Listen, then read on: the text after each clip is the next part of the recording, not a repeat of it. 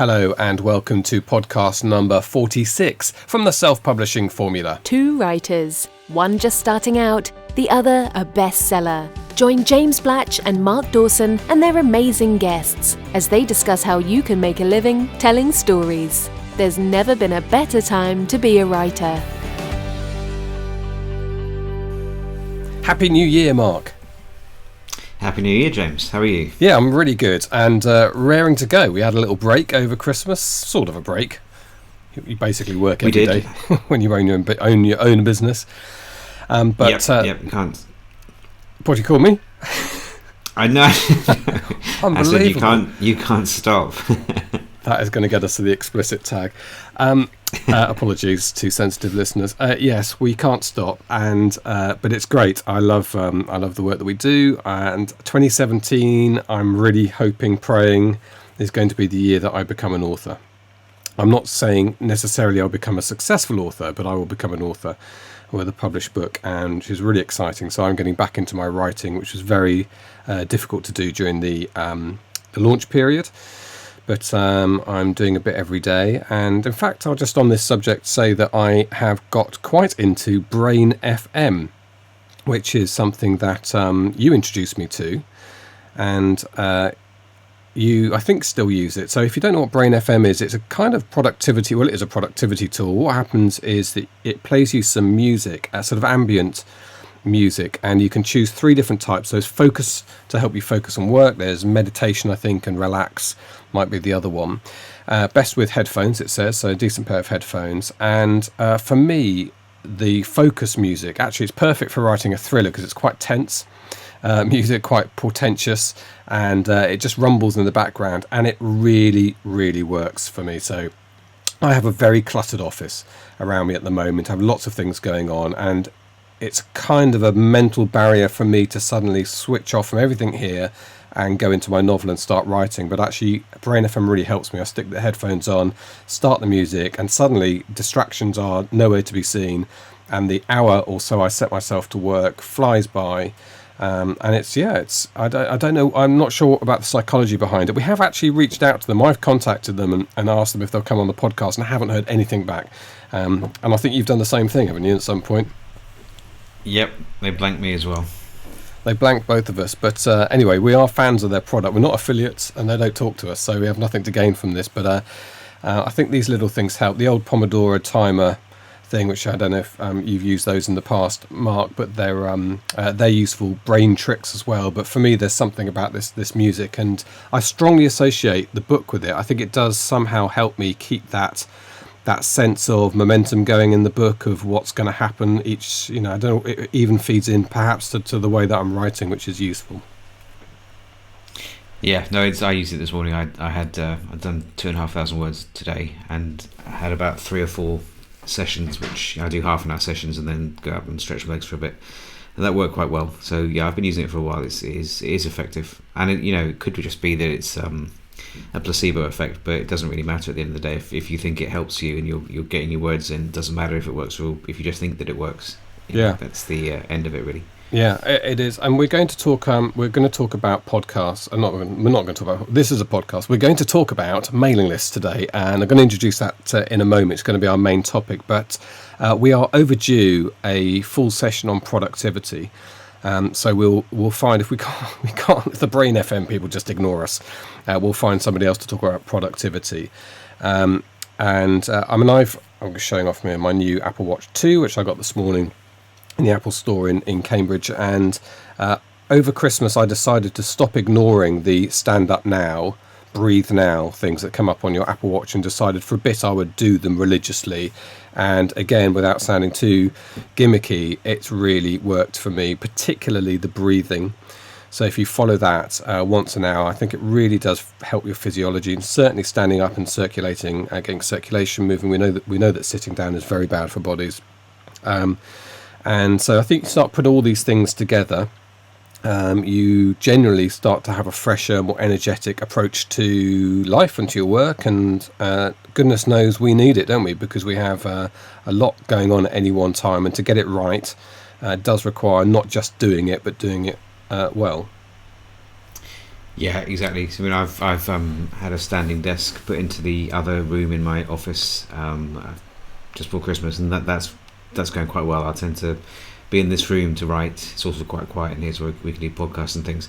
And then in the afternoon, normally I'll go and stand up and do emails and do admin stuff that I can't get away from. So that's it's quite nice. That works quite well for me, and I try and get out and walk around Salisbury in the daytime as well. So it's all it's important to get the blood moving, definitely. Good. Okay. Look, we said we're going to move on to our main topic of the day, and that is going to be mailing lists. Now, there's barely an episode goes by on our podcast where we don't mention a mailing list, and that's for good reason. It should be central to your marketing plan as an indie author, and in fact, any kind of online business generally revolves around a list today.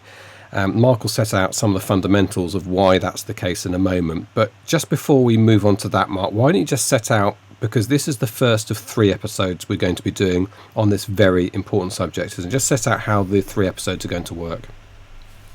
Yeah, I wanted to kind of do something for the new year, something that is important, that the community can get behind and do together. So mailing list was the obvious thing that jumped out to me, and what we've done is we've split up, as you say, the next 3 episodes will be effectively a 1-month challenge where we will look at a number of different strategies and tactics that indie writers can use to build their mailing list. So we'll start fairly simple with today's episode, and then as we go into the second and third parts, we'll do some paid traffic, and then we'll end up with Insta freebie. And we've got some interviews lined up. Someone he's a bit of a ninja on Twitter.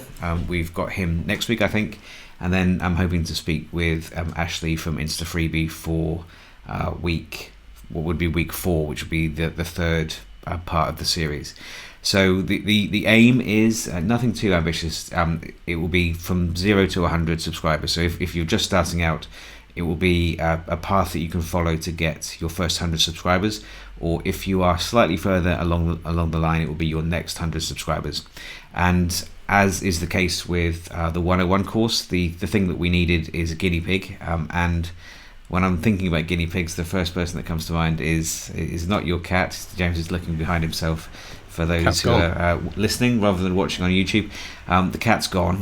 The guinea pig is you, James. So we're going to be looking at your list, which I think is around about 45 strong at the moment, which is thanks mostly to the fact that you're in the SPF community and you've got lots of authors following you on. But what we're going to be doing now is to try and reach out beyond that and add some more people to that list, so that when you're ready to launch the book, you've got a ready-made audience to launch it to. Okay, well, I'm excited, of course, to do that, and the more people I tell that my book's coming out, the more I have to write it and get it out, so that's always helpful, motivational, another productivity tool, the law of unintended consequences. So good. Okay, well, let's get into this, and this is just again to clarify at the beginning, this is something that anybody can follow in terms of the fundamentals through to the more advanced stages of you'll by the end of this, and certainly Insta freebie is not something, it's something we're doing, lots of people around us are doing, you do a lot, but for me at my stage, I don't really understand the mechanics of how I would get involved in that, so I'm looking forward to learning that, but that will be more use to people who are up and running already. Yes, that one will be, but you need something the freebie kind of gives it away. You need something to offer to potential subscribers for free in order to get them onto your mailing list. So you might not be quite ready for that, but you will be ready for pretty much everything else, and especially today and good bits of next week as well. Okay, good. So let's start at the beginning. Why should I have a mailing list? Well, there are a number of reasons for that. We could have a whole podcast on why people need a mailing list. So I'm going to assume a kind of a basic level of knowledge, but the general principle is simple. If in an ideal world, wouldn't it be amazing if we could go to Amazon and ask them for an email address from everyone who's bought our books or downloaded our books? And that would be great for all of the other platforms as well. But the problem is they're not going to give you that information. They can't give it to you legally because of data protection reasons. And beyond that, it's customer information, proprietary information, very valuable to those platforms. So it wouldn't be something that they would be prepared to give out to people who use that platform, because of course you could just circumvent them and go directly to those readers. But the downside to that is that you're kind of mortgaging your future on the whims of those retailers. So to kind of give a doomsday example, that I'm not saying this is going to happen, I suspect it won't happen, but it is possible that tomorrow Jeff Bezos rolls out of bed in his palatial Seattle mansion and decides that he's actually a bit fed up of giving greedy authors 70% of the cover price, and he thinks it's more reasonable to give them 30%. Now, if that was to happen and we had no way of reaching our readers, we would effectively there'd be nothing we could do about it. But what you can do with a mailing list is you can reach out straight to your readers, into their mailing email boxes, which is still the most effective form of marketing these days, and tell them that they can buy the next book directly from your website, or they could go to Apple, or they could go to Kobo or Barnes & Noble, whatever retailer you decide to concentrate on. You can pivot and send them there. You can't do that if you don't have a mailing list. So that's the main reason. It's insulation to protect you from those kinds of unexpected situations that could otherwise damage your business. But beyond that, there are a couple of other really useful, in fact there's dozens of useful reasons why you should have one, but two other ones that are important. You can start to recruit from a mailing list and build an advanced team. And advanced teams are just the most amazing, they offer the most amazing facility for authors. You can get things like beta testing done. So after you've had your book professionally edited, an advanced team can go through it and pick up errors that might have slipped through the net. You can get reviews when the book launches. That's very important as you offer it out to a wider audience to have lots of reviews on that page. Social proof just makes it more likely that someone who might not otherwise have heard of you will take a chance on your writing, because people are reporting that they've enjoyed the book. And there's fact checking. You can build Facebook custom audiences with a mailing list and advertise to them. There really are almost countless reasons why you should have one. So I'm going to assume at this point that I've been convincing enough as we're talking, James, and you have decided that you can see the value in having one. And assuming that you do, we will look at some simple tactics as to how you can actually go out and start to recruit. Okay, yeah, I'm convinced. Well done. And so let's start at the very beginning and assume that we've just set up, as people who've done one of our courses 101 will know that I've set myself up in ConvertKit, was my choice. But you need to make a decision at the beginning of how you're going to physically gather the emails. And it doesn't necessarily involve an email provider, does it? You could do this manually, but what are your tips for starting out? There are two ways you can do this, and one is that both fine. As you say, you don't have to have a mailing list provider, although my advice would be that you should have one. It's probably beneficial to have one right from the start. But if for some reason you don't want to go down that route right away, you could collect email addresses on a piece of paper with a pencil if you wanted to. I'm not recommending that as a way forwards, but it's you need some way to maintain those addresses, and that would be effective. Alternatively, you could open up a spreadsheet, Google Sheets, or you could open up an XLS and record them there. And then when you have something to say to those people, it would just be a case of opening up your email client and then dropping them in your BCC field and emailing out. So the downsides to that, and this is from someone who did this when he started out because he was an idiot, it's quite time consuming. As you get more and more people joining your list, you have to send out emails every day. You've got to manually put those addresses in, then you've got to cut and paste, put the email in. If you're giving them a free book, you've got to cut and paste the file into the email, send it out. And assuming that you haven't jumped off a bridge after doing that for 2 or 3 weeks, the other downside to that is that there's a good chance that your email service provider or your ISP will suggest that you might be spamming people by sending out the same email over and over and over and over again.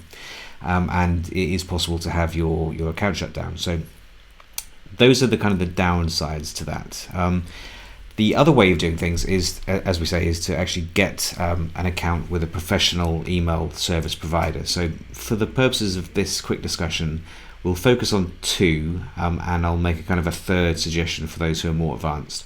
The first suggestion, and this mirrors what we said in the 101 course, is that MailChimp is still a very valid way of starting out with an email list.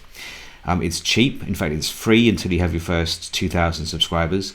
The features are fairly plentiful. They're quite easy to use. There's a very good reason why it's the big player. They are entry level and powerful enough to satisfy most needs. So that would be my kind of recommendation for most people.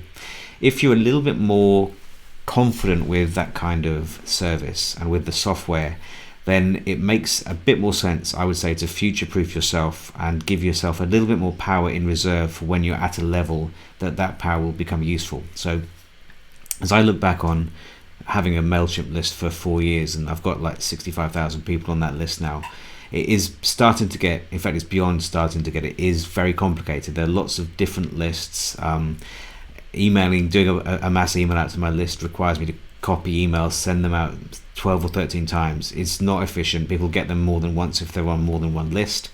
Generally just a pain in the neck. Well, is it worth just explaining again for people like me at the beginning, and this is something I've discovered is the slightly different way that MailChimp and the early startup ones work from the more advanced ones. So you talked about having different lists there. So when you bring people in, you set up a form on a landing page or somewhere that people type in their name and email address, and you decide at that point what list they're going to go into within MailChimp, and that's nice and organized for you, particularly at the beginning. So you might just have one list, or you more likely will have a campaign that you ran over December and they go into that list. And then later down the line, you'll do what you've ended up doing, where you'll think, well, I'll just combine these two lists because they're basically the same people now. Or you may run a campaign specifically at those people and not the other people. And it gets complicated. Now, at the beginning, it's quite useful. And you could talk about it being powerful in terms of marketing because you've got different lists and you can target your emails more specifically at people, which is a key part of getting marketing right. When it gets to the point where you have 20 lists, it becomes silly. And it becomes very difficult and unwieldy. So you go up to the next level, which ConvertKit, and at the top end Infusionsoft, and there are quite a few others. And the way they operate is fundamentally different. So they're based more on business CRMs, which are these big databases of all your customers. So you have effectively one list, might be one way of thinking about it. And on that list, you can tag people to identify them. So you could tag them and you can create as many tags as you like, 1,000 of them if you want, but probably 50 or 60 is more likely. And for instance, when you set up that form on a landing page, you'll have a tag. As they come in on that form, that tag will say how they came into your list in the first place. If they've opened an email, they'll get another tag. If they've bought a book of yours, they'll get another tag. So in the end, you've got one big list. People only appear on there once, but you've got a lot of history about each person. That is very powerful because that means you really can then write an email very specifically to people, for instance, who downloaded your free book but did nothing else, or bought one book but did nothing else. And that's a different email than somebody who's read 3 of your books and is on your advanced reader team, for instance. So you can see that's the fundamental difference between those. Now, there are some other differences within that in terms of the bells and whistles available to you, but fundamentally they are the difference between the entry ones you talk about, MailChimp, and the more advanced ones that we're moving on to now. Yep, that's it. I mean, MailChimp is list-based, and Infusionsoft and ConvertKit and Ontraport and ActiveCampaign, all those kinds of alternatives are subscriber-based. So the subscriber-based ones are neater and more powerful, but they're also more complicated. So that's the kind of the split. For the purposes of people who are just starting out, MailChimp is absolutely fine. I wouldn't recommend getting into the heavier stuff. I mean, we're just converting our SPF list across into Infusionsoft. And we can see the power that it offers, but it is also, there's a reason why it's called Confusionsoft by some people. So that's worth bearing in mind. But for the purposes of this discussion, I would say if you're literally just starting out, then it is fine just to have a spreadsheet for now. We can import those names into your service provider of choice later. But if you are, if otherwise get a MailChimp account. It doesn't cost anything, and it's pretty easy to use. But either of those two will be fine for the purposes of this little session. Okay, so that's the starting point, making a choice about that. And let's, for instance, say, I'm working on ConvertKit, but I think MailChimp's a more likely option for people. We haven't talked about price, actually. It's just worth saying, isn't it, that MailChimp do have this really attractive offer, which is they are free to use up to 2,000 Yeah, 2,000 people on your list, and that's really enticing for new authors. So there's no commitment at that stage, and 2,000 is, a fair size. That means you're getting well into your startup of your author career before you have to pay a penny. With the others, don't necessarily offer that option. So let's talk about MailChimp perhaps from now on, even though I'm actually going to be working within ConvertKit. So I've got MailChimp. Yeah, I've got MailChimp set up. $29 a month set up. And now I need some names on it. So obviously I've got my dad, I've got you, I've got Mrs. Dawson, and John Dyer. And actually, in my case, I've been very lucky, as you say, because I host the podcast and lots of lovely friends in the SPF community, and people like Andrea and Alicia and Michelle over there in the States, and Jackson, I think, and John have all jumped onto my list and given me some good feedback on my emails as well. So I've got a little start with 45 names, which is probably above average for people who've literally just started. So people are probably going to have maybe 6 or 7 names, from their immediate family that they could persuade to go on there. How do you go beyond that? Well, we're going to assume that actually people have got 0. So Okay. what we're going to do the first week, so we'll break this episode down into the first 2 weeks. So we'll look at kind of optimizing passive growth at the second half of this episode. And to start with, we're going to look at just asking. So I want people to just sit down and have a think, and then reach out to 10 friends or acquaintances and just ask them whether they'd like to be on your mailing list. In fact, I wouldn't even mention the words mailing and list. What I would say is something along the lines of, I've got a new book out, and then I'd say it is, and then you give them the elevator pitch. So it could be, in your case, it's about experimental bombers in the 60s. There's a crash, or whatever the kind of the very, very quick 2-sentence pitch, and then just finish it with, would you be interested in learning more about that? Now you can communicate that message by way of email. That's obviously the most congruent and the most obvious way of doing it. If you say it's people at work, I just send them an email giving them that kind of information. But it's equally valid, just as you could say it to people that you meet at the gym, for example, or at church, or wherever you are. You just pass that message over, see what they say. And then your next step obviously is going to be dependent on what they do. So let's assume first of all that you're going to get plenty of people who say yes. So your closest friends will say yes because they don't want to piss you off, right? So we'll assume that you asked me and I said yes. So you've got my email address, that's on your list. Now, if you get a few people who are saying no, that doesn't necessarily have to be the end of that particular attempt to get someone on the list. Because what you would do next is, first of all, you mustn't feel slighted or aggrieved that someone has said they're not interested in being in learning more about that particular book, because as authors that's something that we're going to have to develop. We're going to have to develop thick skins, because you're going to get bad reviews, you're going to get people unsubscribing from your list or reporting you for spamming them even when you didn't. All of this kind of thing is going to happen quite a lot, so we need to toughen up early on and make sure that doesn't bother us. That's important, because it's not so much telling people to have a thick skin when this happens, but I think the fear of people saying no will actually stop some people asking in the first place. But just remember, don't be afraid if people say no. Don't worry about if it's going to happen. Don't let that stop you asking. Also, some people, this is true for indies generally. We are afraid of asking, and I think There's another podcast in this. We could probably have a psychologist on the show to talk about why this might be, but I think there is a kind of a natural inferiority complex because we are indie publishers, and even though the stigma is pretty much gone now, at least within our community, many people still see it as a less attractive way of publishing than going the traditional route, and I think that does bleed through into a number of other consequences, and one of which is that we can sometimes be reluctant to push our work, and this is an example of doing that, is to say, like, I've got a book, I'm not going to be too bullish about it because it's not really that good, all that kind of stuff, and I was as guilty of that as anybody. I'm not really anymore. I know my stuff is entertaining, so I don't have a problem with offering it to people. But the way I would say to get around that is to say that you're not asking them for a favour, you're doing them a favour. You're telling them about something that you think they will like. We've got to be confident about that. We're not asking it's not an imposition to ask someone to learn more about what you're doing.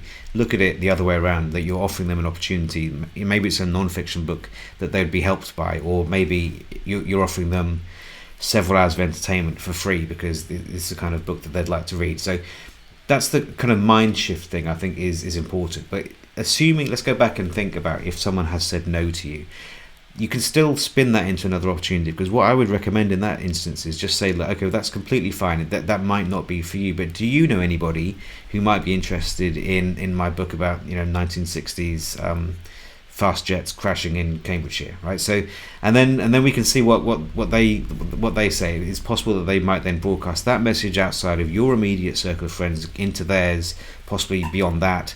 And this isn't costing anything. It's just asking people whether they know anybody who would enjoy what you're doing, so that you can always parlay something that could otherwise be seen as a negative into a positive. Okay, so we get over that. We start to think, and again, this goes back to something we talk about a lot, about mindset and getting ourselves into a business brain and detaching ourselves a little bit from the emotional side of things, treat it like a business. So we've reached out to our 10 people, and just so I'm specific on the aim here, do we keep going until we've got 10? That's the idea, rather than reach out to 10 Yeah, so this is the first week. So if you reached out to 10, then think about it and reach out to another 10. I mean, it's entirely, most people have more than 10 friends or a family. So reach out beyond that and see if you can get some more. But I'd say just keep doing that until you feel that you've reached the limit of the kinds of people who you're comfortable with asking. Okay. So when we were working in the office, we could have probably found 10 people in the office who might have been interested. Yeah. Other people will find that in their work environments and their friends and their family, all that kind of stuff. But yeah, keep going. So that's the task for the first week is to try and get some of those people to say yes, and then assuming that they do say yes, some people are going to say yes. You need to what do you do next? Well, the most important thing is you've got to maintain that information. So it could be that you take out your pen and paper and you write that down. It could be that you put it into your spreadsheet. Or preferably, you'd import them into your MailChimp list, and you'd add them to that list. Nothing else. You don't need to do anything else at this stage. You don't have anything necessarily that you'd want to. You have nothing to sell them. You haven't got anything to give away at that stage. I mean, I've seen some of your emails, James, on your list, and they're, apart from the fact that they're really excellent. I've told you that before. They're building anticipation for your book when it's ready. So you could start to do that, and for people who want to see James's emails, we'll put that link in the show notes so we can get people to sign up. So I've found you 10 new readers already, James. But I think it's jamesblatch.com. There you go, jamesblatch.com. So yeah, it's worth signing up just to see what James does when he doesn't have anything ready to offer right now. But we need to get them. That's my 10 done, isn't it? Yes, your 10. Yeah, you can rest and put your feet up now. No, your task is 100. 10 is too easy for you, so we're gonna get you up another 100. So once you've added them in, I think it's just a good idea just to email them back and just to say, look, that's great, glad to have you on board. If you haven't got their email address because maybe you asked them verbally, then just say, look, what's your email address? Let me know. It's the most convenient way for me to reach you and tell you about this project and tell you when I've got something that you'd be interested in. Get them to give you that email address and then record it. And then, that is a tick in the box. You're good to go. Okay. So you've got your recording system, which we're assuming might be MailChimp, but might be just doing it very manually at the second. You've reached out. You've got their names. Without being too very basic about this, you at some point, I know you're going to talk about other ways of reaching people in a moment. Can we just mention what you should do in terms of sending people emails at this stage, particularly if you're doing it manually? I think you should say I email them back and say, look, thanks, it's great to have you. Thanks for saying yes. I'm delighted that you're interested in my project, whatever that might be. And then just say, look, I'll reach out again when I've got something that I think you'd be interested in hearing, just to acknowledge. So I've done a series of 3 that does effectively that, tells a short story in each, but you could just do that as a single email at this stage. Thank you for being on the list. And do you worry at this stage of it going dormant or quiet for a little bit? I mean, because I know people start to panic if they've managed to get, say, 60 names on their list. how often should they, I don't want to jump ahead, Mark, I know you're going to move on to these things, but how often should they be thinking about sending an email? That depends on the author and the genre and the expectations that you've set. So I don't email my list very often, probably not often enough actually, but I'm kind of on the, if you've got a spectrum, I'd be on the side that doesn't do too many emails, apart from when I've got something that I think they might be interested in. So it could be a free book, an offer, a competition, or especially a launch. Other authors, Wayne Stinnett, who we had on the show last week, he, as he said in the interview, he has a compact list of about 2,500 readers, but they're very dedicated to him, and he nurtures that relationship by emailing them twice a month. And I've seen Wayne's emails; they're as exactly what you'd expect. They're very avuncular, they're friendly, exactly what you'd think you'd get from Wayne. So that's another way of doing it. Other authors will do it every week, but it depends on. There's no point emailing if you've got nothing to say, because you'll certainly get people unsubscribing if they think, oh God, here comes another of James's emails about his bloody cat, or whatever it is.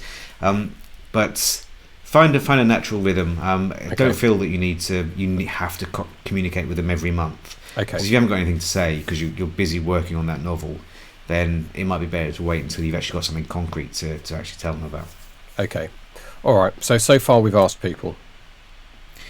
Yes. So we've kind of asked our immediate circle of friends, and maybe a couple of circles beyond that. What I would say next in the first week. So before we get onto the other bits and bobs, the next thing to do is to try and repeat that process on whatever social media platform that you're most prevalent on, the platform that you've chosen, or the platforms perhaps. So Facebook is the one for me. That's the one I'm most active on. Just put out a message, and definitely don't spam people about this. No one likes authors who are always going, get my free book, or whatever. Just always pushing that message. It doesn't work like that. It's the same kind of principle. Put out a message in those early days, just saying that you've got a project you're working on, and would you like to be on? Would you like to learn more about it, so that you can communicate. Just try and reach out to people that way. You could do it by way of direct message, or you could do it as a kind of a broadcast to the followers of your profile. That would be another way to do that. But look at Facebook. Twitter is the same. Just look to reach out to people who you might be connected to, and then try to slowly build that list up from those other sources. Okay, so social, and we're talking organic at the moment rather than anything too advanced here. There's no money going into this. This is simply where you exist. And lots of people, I think, probably your Facebook. I'm probably a mixture of Facebook and Twitter, but we're that generation. We're more likely to be Facebook. Others listening to this who are, dare I say it, Mark, younger than us. We don't have young listeners, James. No, they might be. It might be more Twitter, Instagram, Pinterest, where they're hanging out. Snapchat, of course. Yeah. So anywhere that you hang out, effectively, you can start to use that. And again, keep it friendly, keep it personable, as if you've met a couple of friends you haven't seen that often in the pub, and they ask you how you're doing, and you say, "Oh, yeah, I'm writing a book. If you want to hear more, you can find out here." That type of approach you were talking about, not overloading, overboarding, not making yourself sound spammy. Yeah. No, absolutely. Very low key, very friendly, conversational. That's the way to do it. But the preferable way is probably to reach out to people individually. There's a better chance that those messages will get through. But yeah, for goodness sake, don't spam, because that's not the relationship that you want to be setting up early doors. Yeah, I mean, there's a whole area there, and I hope we can get into it. Not today, but in one of the other two episodes, we'll talk more about frequency. I think I keep quite a close eye on authors in our community and wider, and how often people are emailing. And I've noticed quite a high-profile name who we've had on the podcast in the past has suddenly ramped up how often they are sending out tweets and links to their books, and they've obviously made a conscious decision about that. So before we say you shouldn't go too overboard, it's worth us perhaps fishing around a little bit and finding out what sort of results people have had. And there's a couple of other names that come to mind of people I think are very active in terms of putting the stuff out about themselves and the books, and that's basically all their social media account is. And I'll be interested to know how that differentiate, how that operates, as opposed to you and I being slightly more. I'll give you a clue. Go on. You don't think Badly. it works at all? Okay, well, maybe. No, of course not. I know who you're talking about. No, it's not a good idea. Well, there's a couple, actually. There's somebody else you probably don't know I'm talking about, how I've noticed has suddenly started ramping it up. But anyway, okay, good. So we're still in basically week 1 here. Yes, we are. So this is something that the second part of week 1, or kind of this should be done pretty much right from the start, because it's a little bit of work at the start which will pay off without any further work forever. So what I'd call this is optimizing passive growth. So it's looking at primarily those social channels that we just mentioned and making it as easy as possible for people who stumble across your various profiles to sign up to your mailing list. The principles are the same as we mentioned when it comes to the retailers. There's not much point in, for example, trusting Mark Zuckerberg with the list of the people who are interested in our books, because as he demonstrated 5 years ago, Facebook went from being a platform where you could reach almost all of your followers with one broadcast out to being one where you'd reach 1 or 2% of your followers, and to get the other 98% you had to pay.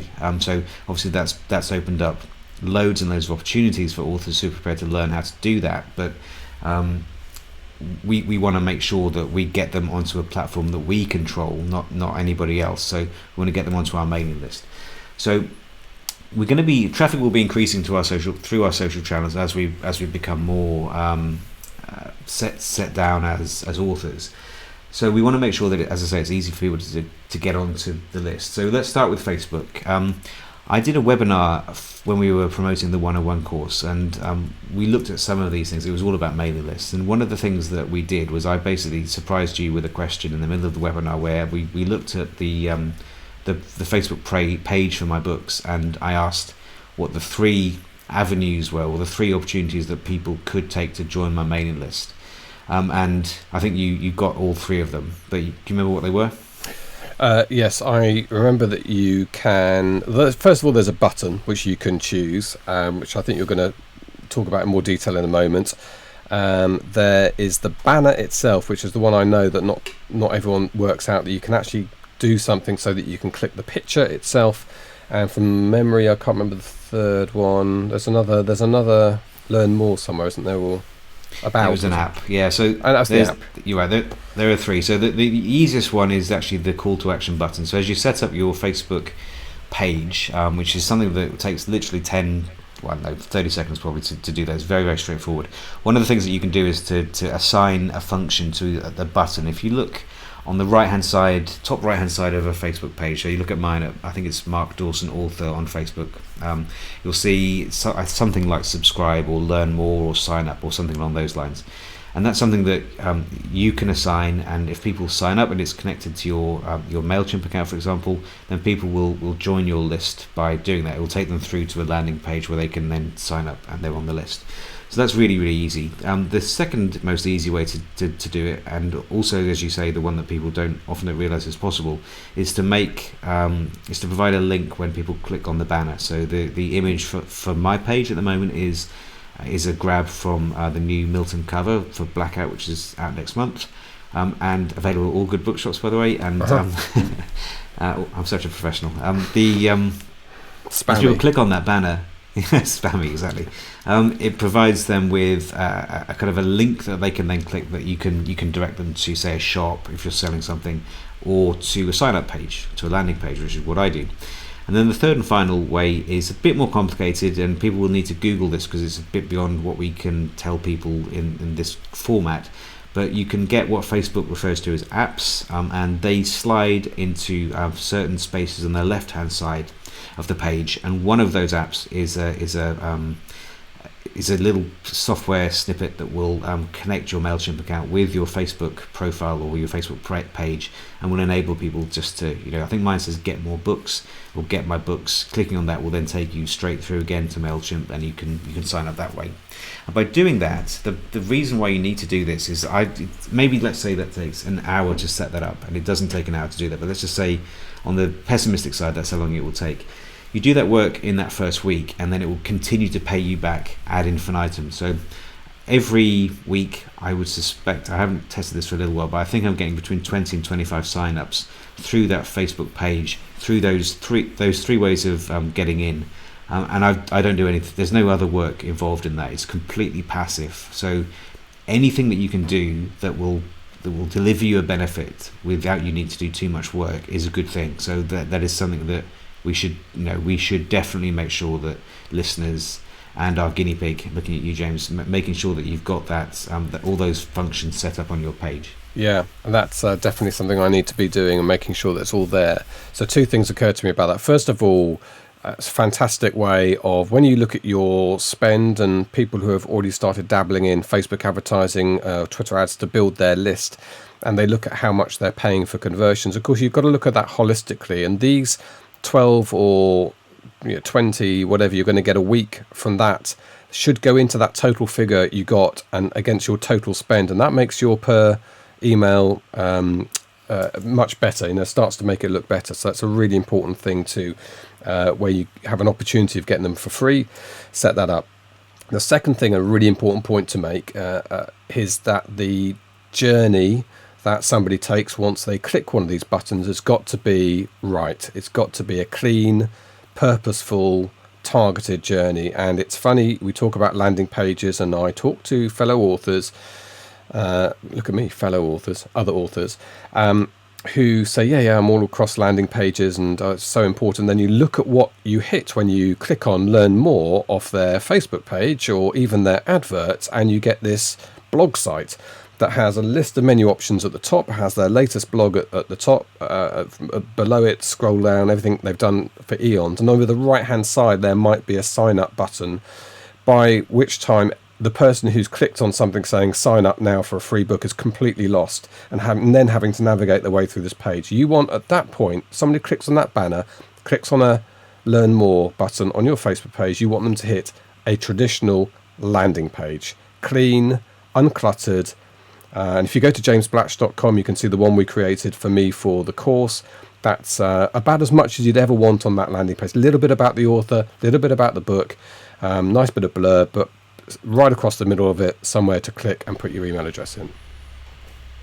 Yeah, exactly. That's one of the things that it's a big focus in the ads course on building clean landing pages. And as soon as you start to implement those simple deletions, really removing stuff from the page, you'll see your conversion percentage will go up and up and up. So instead of converting, by which I mean, if 10 visitors sign up, the conversion percentage for one person signing would be 10%. You'll find that will go up to 40 or 50% by just removing those distractions and enabling them to do what they wanted to do when they clicked, which was join the list. They didn't click because they wanted to read a blog post. They wanted to join the list or learn more about the list. So we make that as simple as possible. So yeah, that's really good advice. Definitely people should look to do that. So just to round off with the other bits and bobs on the optimizing the passive growth. So we've done Facebook. Twitter is just the same. Twitter enables you to pin a tweet to the top of your profile. So as people click on your profile name, they'll see a pinned tweet, which will, in this context, should be directing people to the mailing list. That's very, very easy to do. Again, costs nothing. 5 minutes worth of work, which will deliver you subscribers. Not many, but some, and these all add up, of course. So it's worth doing. And then just two more before we round off this week, this episode. People obviously sending loads and loads of emails. So email is another really good way to just broadcast that message, but it needs to be done right. So there's no point in all of the emails that we send forcing a message in about why people need to sign up, to your mailing list. So there's no point when you write to your bank manager about the mortgage that you haven't paid, and then just as a PS, I've got a new book. I'm writing a new book. Would you like to join my mailing list? Because that isn't going to work. That's obviously that's a slightly amplified example. But what I would say is you can use little kind of software add-ons, especially on web-based email clients like Gmail, where they will generate automatically a little signature stamp. So the one I would recommend is something called Wise Stamp, so WISESTAMP, and that will you can include a little picture, you can have a little bit of a call to action and a clickable URL that people can then go across to the landing page and sign up. And if I don't know how many emails a day I send, but it's certainly in the three figures, and that message, it's obviously just kind of a passive inclusion. It's not something that I'm forcing down people's throats. But by doing that, you can be sure that people would like, I didn't know Mark was an author. I'm going to check that out and see what he's all about, and you will get signups like that. So again, no cost or minimal cost. I mean, you can do this for free with most of these applications, and potentially adding subscribers as we go along. And then finally, again, connected to signatures, thinking about the forums where you hang out. So most forums will allow you to set a custom signature. So a forum where I hang out now and again, not as much as I used to, but certainly I'll be in there every day probably, is K-Boards. It used to be called Kindle Boards. It's a really good resource for authors to learn about all this kind of stuff. And you can create your own custom signature, which would include, I would recommend that it would include an offer to join your mailing list. Now, K-Boards is not the perfect environment for that, because it's lots of other authors, and there's one thing. We get this a lot in our Facebook groups, authors coming in and going, buy my book. Now, that's not really very sensible, because you're trying to persuade lots of other authors to buy a book. That's probably not your audience. But for you, if you were in a forum about people who are interested in Vulcan bombers, and I know you're nodding, and I know you're a bit of a Vulcan nerd. But, there may be somebody called Vulcan 9901 in these forums. I don't know. Yes, I mean they do exist. These Cold War jets, aircraft spotting forums, and I have occasionally frequented them as a bit of a geek. So okay, so that's your perfect audience. So as people, you in some ways it's also your most challenging audience, because these are the people you're going to have to persuade that you know what you're talking about. But they're also the perfect audience. They're going to be interested in your subject matter. So again, it's just very, very simple, just to change your signature so that it's just kind of background information that people can sign up. You definitely shouldn't be posting in the forum again and again and again that you've got this book, because that's a pretty good way to get yourself thrown out of the forum. So that's why signatures and forum customizations like that exist. It's just a really simple and really easy, non-intrusive way to get that message across. So that's definitely something that authors should be looking to do. Yeah, okay. We are talking about online forums, not social media and Facebook and so on, because they don't work like that. And certainly when we run our groups, we don't want people posting, please sign up to my list on all their links, because that changes the nature of the group a little bit, and we'd expect other groups to be exactly the same as that. So good. This is really exciting. I'm feeling quite energized about all of this. And I've noticed also we're coming up to 50 minutes, quite a lot of talking at this stage. So are we still in week one at the moment? Well, we're done. That's week one done. Okay. So those are your you've got your homework. So I want to come back next week, James, and I want you to have hit 100 subscribers. That's your challenge. Okay. I will shame you publicly if you haven't. Yeah. We mentioned quite a few resources in this podcast. You can see our show notes at selfpublishingformula.com. We'll put the links for places like resources like Wisestamp, etc. will be there. And we hopefully by the end of this we'll put together some sort of giveaway, won't we, Mark, and get that out to people, which will sum up all the key points. So great. Okay, we're not going to get into any more detail in this episode. So that is episode 1 of Mailing List, 1 of 3. It's going to be a mini series. You have your tasks. I'm aiming to get 100 new names on my mailing list in the next 7 days. You have your task of getting at least 10, and you can let us know about your success. Either post into our Facebook group. So if you just look at Facebook, .com, what is our Facebook group now called? Ads for Authors. Ads for Authors, yeah. Ads for ADS FOR AUTHORS. Ads for Authors. You didn't use the 4 like trendy kids do. No, because I'm not an idiot. But or alternatively, people can leave comments on the show notes page on SPF.com.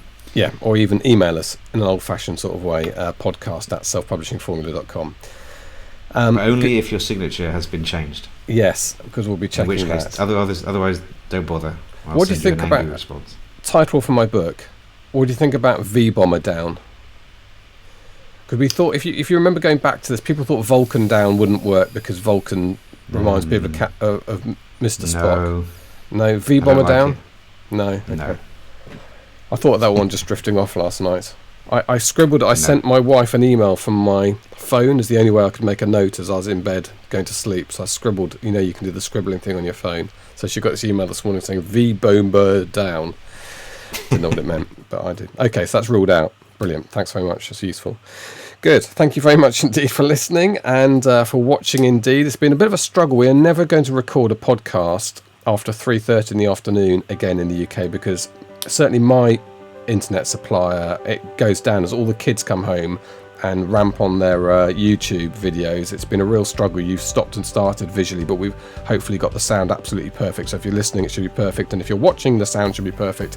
Mark did stop and start a few times visually. Good. Can't wait to next week. Can't wait till I get told off by Mark for either not doing my homework or getting it wrong in one way or another. And hopefully you will do better than me. And we will see you next time for part 2 of Email List and Podcast 47. Until then, bye-bye. You've been listening to the Self-Publishing Formula podcast. Visit us at selfpublishingformula.com for more information, show notes, and links on today's topics. You can also sign up for our free video series on using Facebook ads to grow your mailing list. If you've enjoyed the show, please consider leaving us a review on iTunes. We'll see you next time.